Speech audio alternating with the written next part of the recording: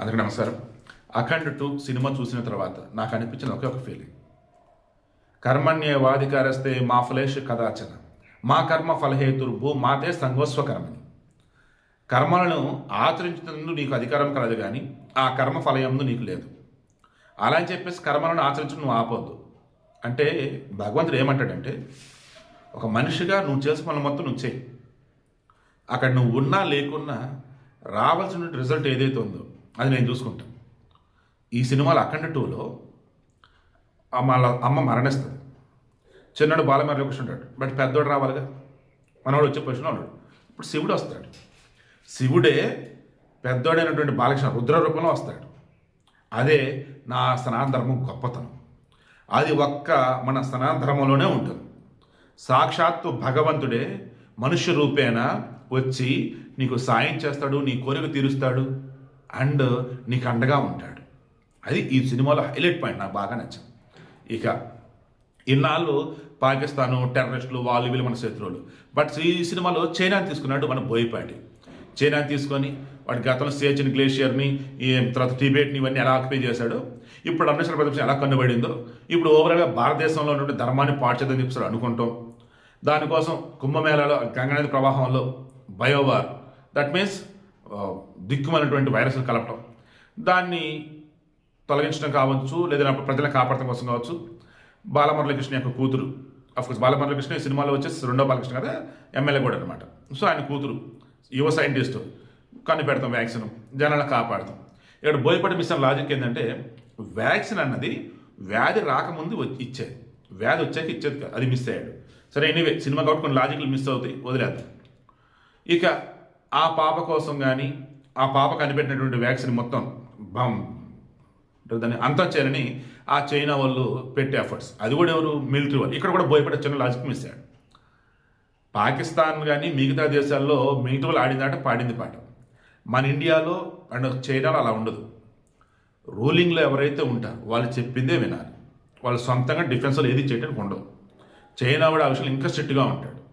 Okay, అదొకటి miss అయ్యాడు. సరే, మిస్ అయిన మాట్లాడుకున్నాం కదా, ఆల్రెడీ ముందే మెయిన్ లీడ్ పాయింట్ చెప్పేది. ఇప్పుడు ఈ సినిమాలో చూపించిన దానిలో ఏంటంటే, ధర్మానికి కట్టుబడి నువ్వు ఉండు, ఆ ధర్మం నిన్ను కాపాడుతుంది. ఎవరైనా కానీ ఈ భారతదేశాన్ని ఎలాగైనా సరే ఆక్యుపై చేద్దామనో, లేదు ఈ భారతదేశం ప్రజలను ఏదైనా చేద్దామని అనుకున్నప్పుడు, శంబల నగరంలో ఉన్నటువంటి సిద్ధ పురుషులు ఏదో ఒక రూపైన హిమాలయ పర్వతం నుంచి ఈ దేశంలోకి వస్తూనే ఉంటారు. అలా అఖండ మన రుద్ర ఎలా వస్తాడు ఏంటనేది సినిమాలో మీరు చూడొచ్చు. ఇక తాంత్రికుడి పాత్రలో ఆది పినిశెట్టి అనిపించాడు. అవునన్నా కాదన్నా ఆనాడు ఉన్నటువంటి క్రైస్తవులు ముస్లింలు మన దేశం మీద దండెత్తి దోచుకొని ఇంత చేసినప్పుడు ఇక్కడ ఉన్నటువంటి వాళ్ళే సహకరించారు. అలా ఈ సినిమాలో పిఎం పోస్ట్ కోసం ఒక ఎదవ ఆ తాంత్రిక శక్తులతో ఆ చైనా వాళ్ళతో కలగలిపి ఈ దేశం నాశనం చేద్దామని చూడటం, అదొకటి కరెక్ట్గా చూపించాడు. ఓవరాల్గా నేను సింపుల్గా క్లోజ్ చేస్తున్నా, మీరే చాలామంది స్టోరీ వద్దు అంటున్నారు కాబట్టి. బాలయ్య ఫ్యాన్స్కి ఇది విందు. బాలయ్య యొక్క విశ్వరూపం ఈ సినిమాలో మీరు చూడవచ్చు. సనాతన ధర్మానికి సంబంధించి అద్భుతమైన డైలాగులు ఇందులో చూడవచ్చు, వినొచ్చు. ఇక అఖండతో పోల్చుకున్నప్పుడు బ్యాక్గ్రౌండ్ మ్యూజిక్ కొన్ని చోట్ల సింక్ అవ్వలేదు, బట్ ఓవరాల్గా అన్నప్పుడు బ్యాక్గ్రౌండ్ మ్యూజిక్ సూపర్. కాకపోతే కొన్ని సందర్భాలలో బ్యాక్గ్రౌండ్ మ్యూజిక్ కన్నా ఏదో ఏంట్రై పెద్ద పెద్ద శబ్దాలను ఫీలింగ్ వచ్చింది తప్ప ఓవరాల్గా అన్నప్పుడు సూపర్. అంతిమంగా మరలా చెప్తున్నా, తెలుగు సినిమాని, భారతీయ సినిమాని చూడాలనుకుని అనుకున్నప్పుడు హ్యాపీగా సినిమాకి వెళ్ళండి. టికెట్ రేట్లు ఎక్కువ అనుకుంటే హ్యాపీగా టికెట్ రేట్లు తగ్గాక వెళ్ళండి. ఐఎమ్ షూర్ నార్త్ ఇండియాలో మాత్రం ఈ అఖండ 2 సరికొత్త రికార్డు నెలకొల్పితే నాకైతే అనిపిస్తుంది. ఓవరాల్గా బాలకృష్ణ ఈ సినిమాని తన భుజాల మీద మోసాడు. ఓవరాల్గా అఖండ 2 తాండవం, అది బాలకృష్ణ తాండవం. ఈ సినిమాలో బాలకృష్ణ అన్నవాడు ఆ క్యారెక్టర్కి న్యాయం చేస్తాడంటే ఎలా చేస్తాడంటే ఈ సినిమాలో మీరు చూడొచ్చు. ఒక ఎమ్మెల్యేగా, ఓ అఖండగా, దట్ మీన్స్ ఒక రుద్రగా, ఒక అఘోరాగా అనిపించేశాడు.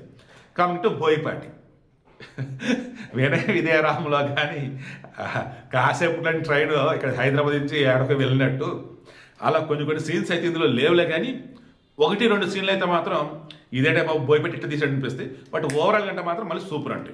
ఓకేనా, నేను ప్లస్ చెప్పా మైనస్ చెప్పా, ఓవరాల్గా సినిమాలాగా చూస్తే ఈ సినిమా సూపర్ ఉంది నాకైతే మాత్రం.